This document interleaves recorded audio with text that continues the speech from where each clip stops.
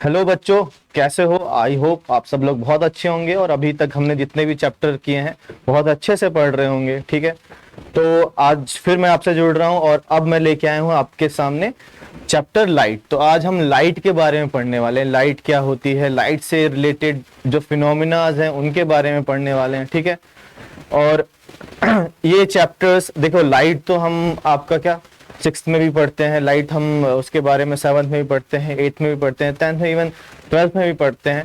तो tenth grade तक जितना भी कंटेंट आज मैं बता दूंगा इस चैप्टर में वो टेंथ ग्रेड तक के लिए सफिशिएंट है। ठीक है, तो चलिए स्टार्ट करते हैं। तो लाइट जैसा कि हम कर रहे हैं, तो लाइट सबसे पहले तो डेफिनेशन लाइट होती क्या है ना। तो यहाँ पे देखो, लाइट इज एन इलेक्ट्रोमैग्नेटिक, क्या होता है यहाँ पे रे लिखा हुआ है, इट्स अ वेव।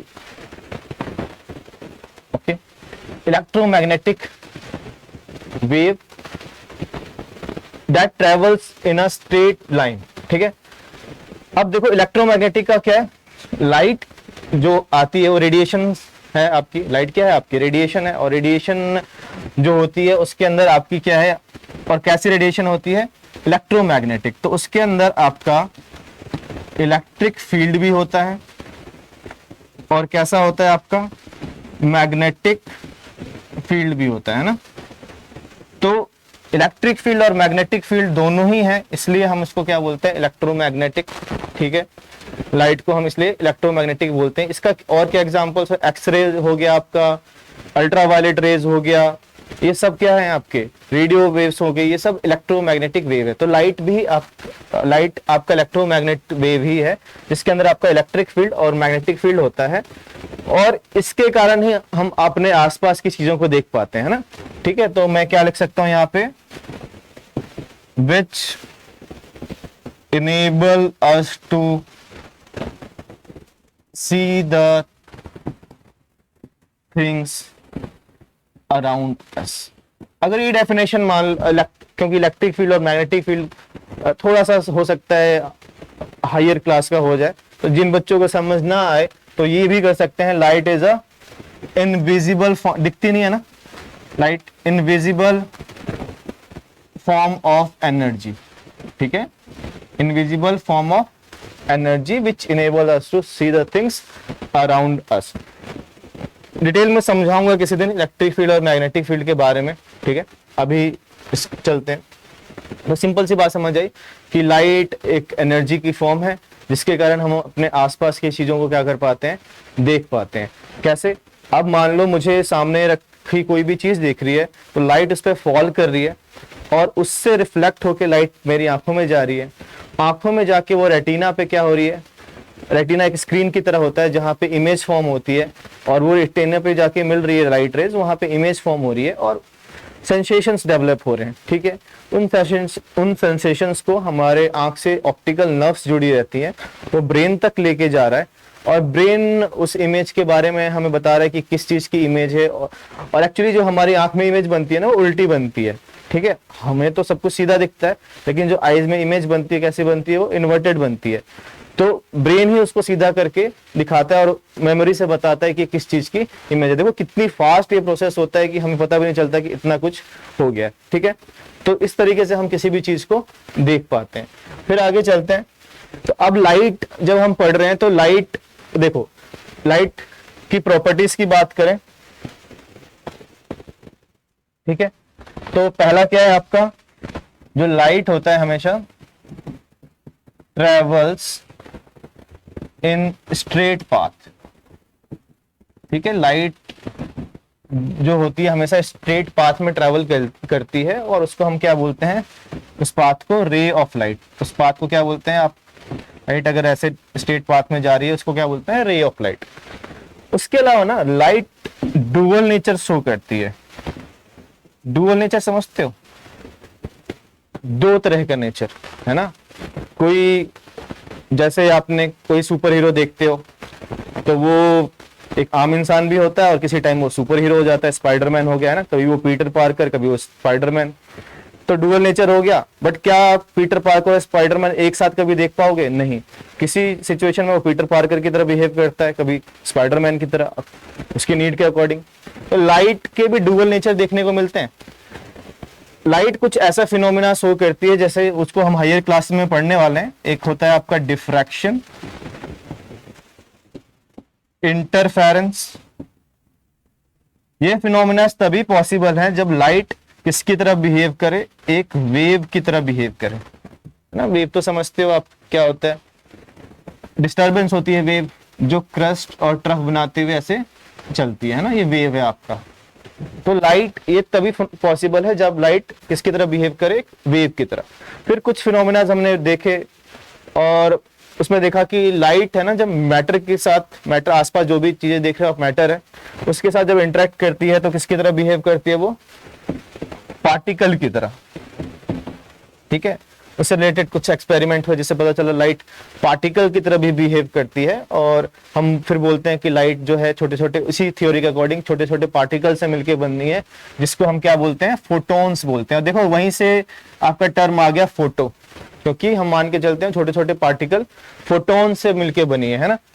तो वो क्यों ऐसा बोला गया, क्योंकि वो पार्टिकल नेचर शो कर रहा है। तो लाइट के दो नेचर हो गए आपके, एक वेव और एक पार्टिकल। तो इसलिए बोला गया कि लाइट किस नेचर की है, वो डुअल नेचर की है। ठीक है, अब आगे चलते हैं। अब देखो, तो हमने पढ़ लिया कि लाइट डुअल नेचर शो करती है, वेव और पार्टिकल। लाइट स्ट्रेट पाथ में ट्रेवल करती है, रे बोलते हैं उसको। और बहुत सारी लाइट की रेज मिलके क्या बनाती हैं आपकी, एक रे तो आती नहीं है किसी भी सोर्स ऑफ लाइट से, क्या बनाती है आपकी, बीम बनाती है ना। तो इसको बोलते हैं बीम ऑफ लाइट। ठीक है, बीम बोलते हैं इसको। ठीक है, अब लाइट जब उसका रे की तरह बिहेव कर रही है, रे किसी भी ट्रांसमिट मीडियम से लाइट जाती है तो रे हम बोलते हैं स्ट्रेट पाथ में ट्रेवल कर रही है, तो उसके बेस पे लाइट कुछ फिनोमिना हम शो करती है। एक एक करके उन फिनोमिना को हम पढ़ते हैं। तो सबसे पहले आते हैं हम किस पे, रिफ्लेक्शन ऑफ लाइट। ये बहुत बार आपने पढ़ा होगा। ठीक है, आज इसको और डिटेल में समझेंगे। रिफ्लेक्शन ऑफ लाइट होता क्या ये, देखो अगर एक मैं बॉल लूं और उसको किसी वॉल पे ऐसे मारूं खींच के, क्या होगा, टकरा के वो बॉल दोबारा आपकी तरफ आ जाएगी, है ना, ऐसा ही है। अब वो बॉल की जगह एक लाइट की रे इमेजिन करो बस। जब वो रे किसी वॉल पे जाए, ठीक है, और टकरा के आपकी तरफ आ गई, तो क्या हुआ, it's a bouncing back of light रे after striking the surface. Wall क्या हो गया आपका, सरफेस, लाइट गई से टकरा के बाउंस बैक हुई, मतलब आपकी तरफ आई। और जब आई तो क्या आई, आप लाइट गई कहां से थी, एयर से ही तो गई थी। ये जो आसपास मीडियम है क्या है, एयर है, तो एयर से जाके एयर में ही आ गई। यानी लाइट रे जब एक मीडियम से जाए और किसी सरफेस से टकराकर दोबारा उसी मीडियम में वापस आ जाए, उस फिनोमेना को क्या कहते हैं हम, रिफ्लेक्शन ऑफ लाइट। ठीक है, तो ये इसको हम बोल सकते हैं बाउंसिंग बैक और स्ट्राइकिंग बैक, ठीक है, ऑफ लाइट रे after striking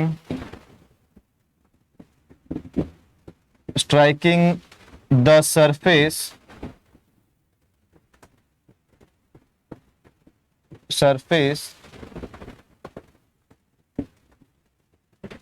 to same medium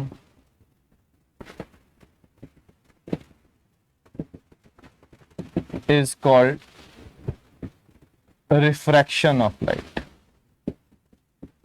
Refraction of light. ठीक है, is called refraction of light. ऐसी एक फिनोमेना होता है रिफ्रैक्शन, उसको भी हम आगे पढ़ेंगे। अभी हम सिर्फ बात कर रहे हैं किसकी, रिफ्लेक्शन की बात कर रहे हैं। तो इस पे चलते हैं। तो देखो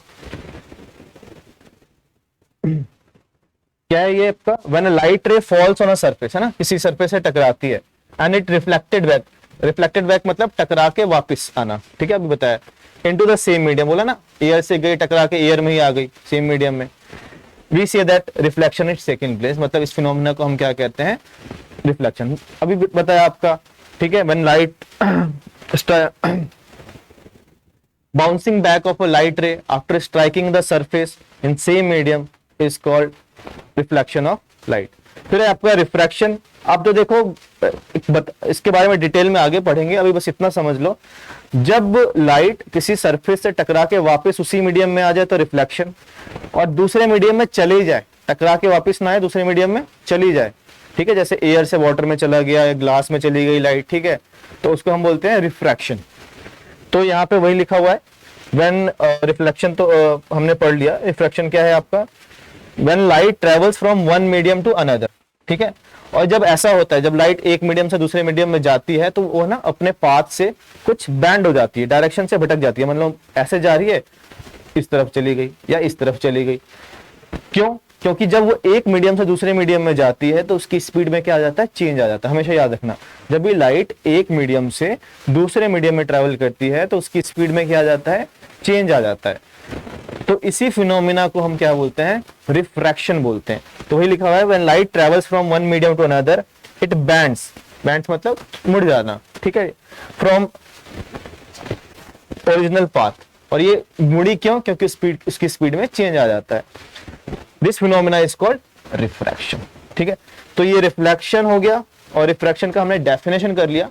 डिटेल में पहले हम रिफ्लेक्शन पढ़ेंगे और फिर हम रिफ्रैक्शन पे भी चलेंगे, ठीक है। आगे चलते हैं, चलो।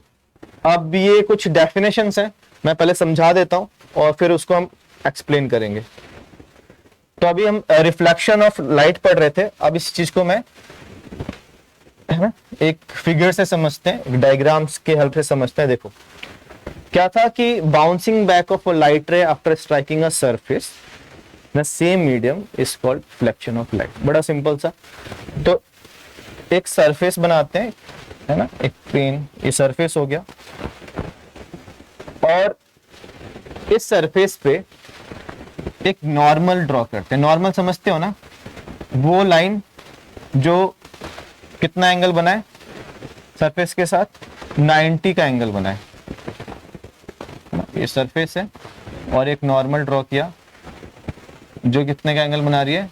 90 का। इसको थोड़ा सा दोबारा से ड्रॉ करते हैं इसको।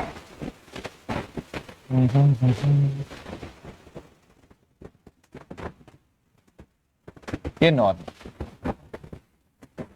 ये पॉइंट जहां से हमने नॉर्मल किया इसको ओ नेम दे देते हैं। एक लाइट रे आई और इस किसी एंगल पे इस ओ पॉइंट पे जाके क्या की? स्ट्राइक की, है ना। ये, और ये क्या है आपका? ये एक सरफेस है। ये क्या है आपका? सरफेस। तो ये लाइट रे जो आई और इस ओ पॉइंट पे जाके स्ट्राइक करी, इस लाइट रे को हम क्या बोलेंगे? Incident ray. क्या बोलेंगे इसको? इंसिडेंट। और जो टकरा के वापस गई, अब, है ना, यही तो पढ़ा था हमने कि आती है और टकरा के वापस सेम मीडियम में चली जाती है। एयर है और ये सॉलिड है कुछ, और वापस एयर में ही चली गई। तो जब टकरा के वापस गई तो इसको हम बोलेंगे रिफ्लेक्टेड रे। क्या बोलेंगे इसको? Reflected ray. और ये जहां पे टकराई है इसको हम बोलेंगे, इंसिडेंट हुई है यहाँ पे, तो पॉइंट ऑफ इंसिडेंस। जरा ध्यान से देखो, जो इंसिडेंट रे है इस नॉर्मल के साथ कुछ एंगल बना रही है ना, ये वाला एंगल। तो इंसिडेंट रे नॉर्मल के साथ जो एंगल बनाती है उसको हम आई से दिखाते हैं, ठीक है। किसे दिखाते हैं? आई से। और इसको हम क्या बोलते हैं? एंगल ऑफ इंसिडेंस, ठीक है। और ये रिफ्लेक्टेड रे है, ये भी इस नॉर्मल के साथ कुछ एंगल बना रही है। इसको स्मॉल आर से दिखाते हैं और इसको हम बोलते हैं एंगल ऑफ रिफ्लेक्शन। क्या बोलते हैं इसको? एंगल ऑफ रिफ्लेक्शन, ठीक है। अब जरा देखो यहां पे, तो ये क्या हो गया? द रे विच striking the surface is called incident ray the ray which is getting reflecting which reflected back is called reflected ray, जो reflect back होके वापस गई reflected ray. The angle between incident ray and normal is called angle of incident, and the angle between normal and the reflected ray is called angle of reflection. और जहां पे strike कर रही है उसको क्या बोलते हैं, point of incident. ये सारी क्या हो गई, इसकी डेफिनेशंस हो गई. देखो यहाँ पे अब डेफिनेशंस एक एक करके देख लेते हैं. तो ये देखो, द इंसिडेंट रे, the ray of light that falls on the reflecting surface. वो जो सरफेस जिस पे आके वो स्ट्राइक कर रही है, रिफ्लेक्ट हो जहां से हो रही है, उस पे आके फॉल कर रही है ना, स्ट्राइक कर रही है, उसको हम क्या बोलते हैं, इंसिडेंट रे. दूसरा देखो, रिफ्लेक्टेड रे, जो टकरा के वापस गई, उस रे को क्या बोला था, reflected ray. The ray of light that sent back by the reflecting surface, वो सरफेस रिफ्लेक्टिंग जहां से रिफ्लेक्ट होके जा रही है तो वापस गई जो सेंट बैक, उसको क्या बोला, रिफ्लेक्टेड रे. नॉर्मल बताया था, जो 90 का एंगल बनाया सरफेस के साथ, it's a line at the right angle, right angle मतलब 90 डिग्री, ठीक है, to the reflecting surface is called, ठीक है. और कहां पे 90 का एंगल बनाया, पॉइंट ऑफ इंसिडेंस, वो पॉइंट नाम दिया ना, वो क्या है आपका, पॉइंट ऑफ इंसिडेंस, ठीक है. फिर है आपका एंगल ऑफ इंसिडेंस, बताया था, it's angle between incident ray and the normal to the surface. So angle of incidence, it's the angle made by the incident ray and the normal. इस बात को बहुत ध्यान से समझ लो कि ये किसके किसके बीच का एंगल है, इंसिडेंट रे और नॉर्मल के बीच का एंगल है. बच्चे कई बार कंफ्यूज जाते हैं, वो जो एंगल निकाल लेते हैं, समझ लेते हैं वो इंसिडेंट रे और सरफेस के बीच का समझ लेते हैं, ठीक है. हमें क्या करना है, हमें ध्यान रखना है कि ये जो एंगल है वो इंसिडेंट रे किसके साथ बना रही है, नॉर्मल के साथ, उसको बोलते हैं एंगल ऑफ इंसिडेंस. आगे चलते हैं.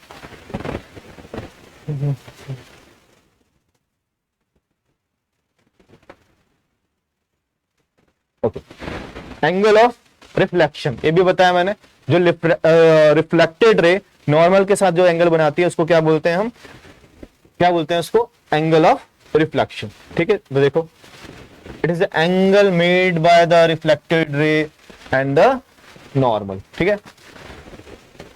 अब यहां से एक लॉ ऑफ रिफ्लेक्शन आता है, देखते हैं स्लाइड्स में कहां पर है ये लॉ ऑफ रिफ्लेक्शन.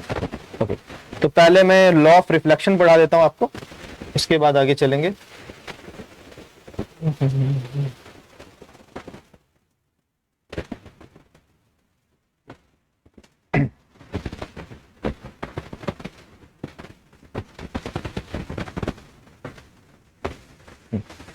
अब देखो, इसको ऐसे बने रहने देते हैं क्योंकि हम लॉ ऑफ रिफ्लेक्शन पढ़ने वाले हैं, इसमें काम आने वाला.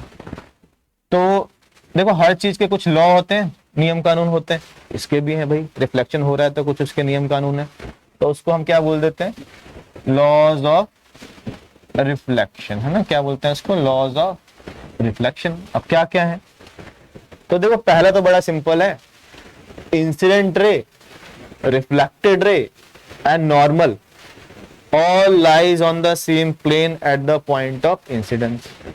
इसका क्या मतलब हुआ, देखो, इंसिडेंट रे ये रही, नॉर्मल ये रहा, रिफ्लेक्टेड रे ये रहा, ये सब एक ही प्लेन पे तो है, ये सारे के सारे कहाँ हैं, एक ही प्लेन पे. और किस पॉइंट पे, पॉइंट ऑफ इंसिडेंट पे. यही पहला लॉ है कि क्या, incident ray, normal and reflected ray all lies on the same plane at the point of incident. बस हो गया, ठीक है.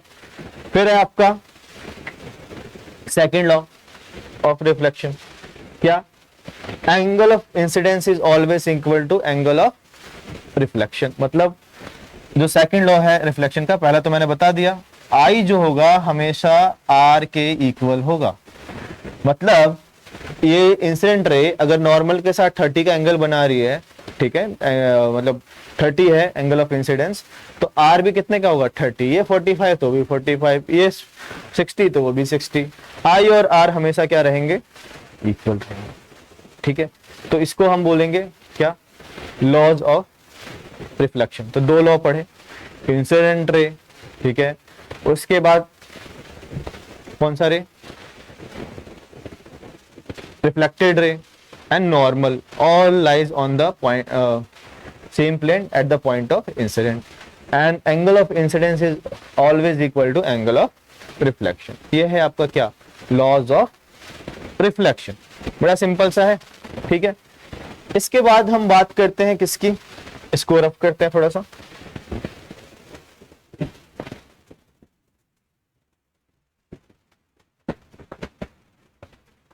यहां पे आते हैं, देखो, हाँ, ये देखो लॉज ऑफ रिफ्लेक्शन क्या था, the angle of incidence is equal to the angle of reflection. तो जो आपका आई है हमेशा किसके इक्वल होगा, आर के इक्वल होगा, यही तो बताया था. फिर the incident ray, reflected ray and the normal to the mirror surface. यहाँ पे जनरली हम जब बात करते हैं तो मिरर के में बात करते हैं, वो सरफेस होगा. तो यहाँ पे मिरर रिफ्लेक्टिंग सरफेस, जो भी जहाँ से रिफ्लेक्ट होने वाली, तो मिरर एक बहुत अच्छा रिफ्लेक्टिंग सरफेस है, ठीक है. तो यहाँ पे मिरर बोला है, mirror at the point of incident, है ना, all lie in the same plane. तो यही तो मैंने बोला. तो ये दो है, ठीक है. अब ये देखो, ये इंसिडेंट रे है ना, ये आई टकराई, और ये एंगल ऑफ रिफ्लेक्टेड रे है. ये वाला एंगल बना एंगल ऑफ इंसिडेंस आई, ये वाला बना एंगल ऑफ रिफ्लेक्शन आर, ठीक है. ये प्लेन मिरर का एग्जांपल दिया है, और ये क्या है, आपका एक मिरर है, तो आई हमेशा आर के इक्वल होगा, ठीक है. ये है आपका. फिर आगे चलते हैं, अब बात करते हैं इमेज क्या होती है. इधर सबको पता है, अब सुबह सुबह हम सब तैयार होते हैं, स्कूल के लिए जाते हो तुम लोग, तो बड़े सज सवर के सब लोग जाते हैं, है ना. तो घर में मिरर होता है, सब खड़े होके आधा घंटा 1 घंटा, आई थिंक 1 घंटा भी कोई लगाता होगा शायद, ठीक है. तो कंघी उंगी करते हैं, परफ्यूम लगाते हो, देखते हो सही लग रहे हो नहीं लग रहे. तो कैसे आप, किसको कैसे पता चलता है कि हम सही लग रहे हैं नहीं लग रहे हैं, आप अपनी क्या इमेज देखते हो मिरर में, है ना, इमेज देखते हो, ठीक है. अब वो इमेज बनने के पीछे ही कहानी है ना, कैसे बन गई, क्या ऐसा है उस मिरर में कि आपकी इमेज वहां पे बन गई, और इमेज होती क्या है, ठीक है. तो देखो बड़ा सिंपल सा है कि लाइट रे, ठीक है, किसी भी ऑब्जेक्ट से टकराने के बाद, कोई भी ऑब्जेक्ट से जो लाइट रे आ रही है ना, तो आप मिरर के आगे खड़े हो तो लाइट रे आपके थ्रू आ रही है, आप पे फॉल हो रही है आसपास की लाइट, और वो फिर मिरर में जा रही है ना. तो किसी भी ऑब्जेक्ट से when light coming from any object, ठीक है, आफ्टर क्या रिफ्लेक्शन और रिफ्रैक्शन, ठीक है, रिफ्लेक्शन भी हो सकता है और रिफ्रैक्शन भी हो सकता है, मीट और appears to meet at a point, then that point is called image, ठीक है. तो लाइट रे किसी भी ऑब्जेक्ट से जो आ रही है, वो रिफ्लेक्शन या रिफ्रैक्शन के बाद या तो मिलती है या मिलती हुई लगती है, और जहां मिले और जहां मिलती हुई लगे वहां क्या फॉर्म होता है, आपका इमेज फॉर्म होता है. सिंपल सी बात ये, ठीक है, समझ गए. रिफ्लेक्शन या रिफ्रैक्शन के बाद लाइट रे जहां मिले या मिलती हुई लगे, वहां पे क्या फॉर्म होता है, आपका इमेज फॉर्म होता है, ठीक है. तो यहाँ पे वही ऑब्जेक्ट, और इमेज किसका फॉर्म होगा, ऑब्जेक्ट का, किसी ना किसी चीज की, जिस चीज की इमेज फॉर्म हो रही है उसको हम क्या बोलेंगे, ऑब्जेक्ट बोलेंगे. तो यहाँ पे वही लिखा है आपका, देखो, it is a thing that forms an image on the screen. Thing मतलब क्या, जिसकी इमेज बन रही है, और इमेज हमेशा कहाँ देखते हो आप, स्क्रीन पे देखते हो, ठीक है. कहाँ देखते हो, स्क्रीन पे. जिस पे भी इमेज आपको दिख रही है वो एक क्या है, स्क्रीन है, ठीक है. तो इमेज क्या है, it is the reflection of the object on the screen. यहाँ रिफ्लेक्शन लिखा है, रिफ्लेक्शन के कारण भी इमेज बनती है, मैंने अभी बताया, ठीक है. तो रिफ्लेक्शन में पढ़ेंगे, तो यहाँ पे रिफ्लेक्शन की बात हो रही है इसलिए रिफ्लेक्शन लिख दिया. तो रिफ्लेक्शन हो या रिफ्रैक्शन हो, उसके बाद अगर लाइट रे किसी पॉइंट पे मिल रही है या मिलती हुई लग रही है, तो इमेज फॉर्म होती है, ठीक है.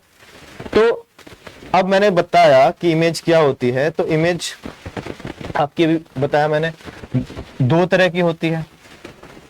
तो मैंने 2 चीजें बताई, या तो लाइट रे रिफ्लेक्शन या रिफ्रैक्शन के बाद मिले या मिलती हुई लगे.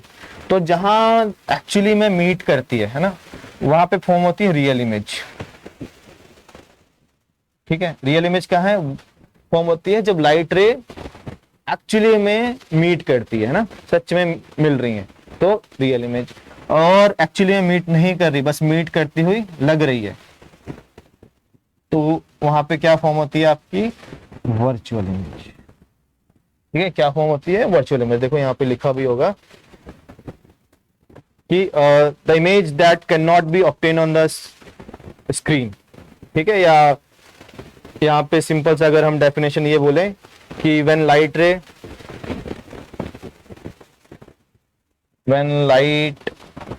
रेज आफ्टर रिफ्लेक्शन और रिफ्रैक्शन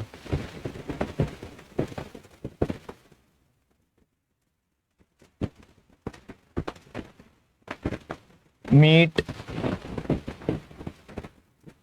रियल इन रियल, मतलब सच में मिल रही है, that then real image is forming, real image is forming. ठीक है, और दूसरा if after reflection and refraction दोनों में, if they appears to meet then virtual image। अच्छा, एक और बात ध्यान से सुनो, appears to meet का क्या मतलब हुआ, मिलती हुई लगे। जैसे तुमने देखा होगा, होराइजन को देखा होगा, हम दूर खड़े होके ऐसे खुले ग्राउंड में देखो तो ऐसा लगता है दूर जाके धरती और आसमान क्या हो रहे हैं, मिल रहे हैं। क्या सच में धरती और आसमान मिलते हैं? नहीं, है ना, मिलते हुए लगते हैं। ठीक है, उसी तरह अगर लाइट रे मिले नहीं, एक्चुअली में मिलती हुई लगे, तो कैसी इमेज फॉर्म होती है, वर्चुअल। और रियल इमेज का फॉर्म होती है जब सच में मिले। अब प्रॉपर्टी समझ लो, रियल इमेज है ना हमेशा कैसी होती है नेचर में, इरेक्ट। कैसी होती है? इरेक्ट, सीधी होती है। तो जब आप मिरर में जो इमेज देखते हो अपने, सुबह जब आप तैयार होते हो तो आपकी इमेज कैसी होती है, सीधी। ऐसा तो नहीं होता सर नीचे पैर ऊपर दिखता है, तो कैसी है, इरेक्ट इमेज। और रियल इमेज हमेशा कैसी होगी आपकी, इन्वर्टेड, उल्टी। ठीक है, और समझो ये स्क्रीन पे देख सकते हो, है ना, इसको स्क्रीन पे, can be obtain on screen.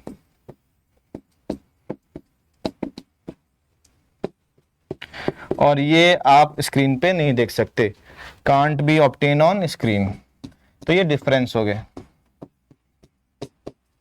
Obtained on screen. तो यहां पे अगर देखो तो वही लिखा है, virtual image that can not be obtain on the screen. ठीक है, और रियल इमेज क्या, the image that is form directly on the screen. तो आज हमने क्या क्या पढ़ लिया, लाइट पढ़ा, लाइट की प्रॉपर्टीज के बारे में जाना, फिनोमेना को स्टार्ट किया, रिफ्लेक्शन के बारे में जाना, है ना, angle of incidence, angle of reflection, इन सब के बारे में जाना, इमेज के बारे में जाना, उनके टाइप के बारे में जाना। आगे हम मिरर्स के बारे में पढ़ना स्टार्ट करेंगे, उसमें प्लेन मिरर, स्फेरिकल मिरर, उनकी प्रॉपर्टीज, इमेज कैसे बनती है, सब चीज़ों को डिस्कस करेंगे। थोड़ा सा लंबा चलेगा चैप्टर, लेकिन पूरे डिटेल में जाएगा। ओके, चलिए मिलते हैं नेक्स्ट क्लास में।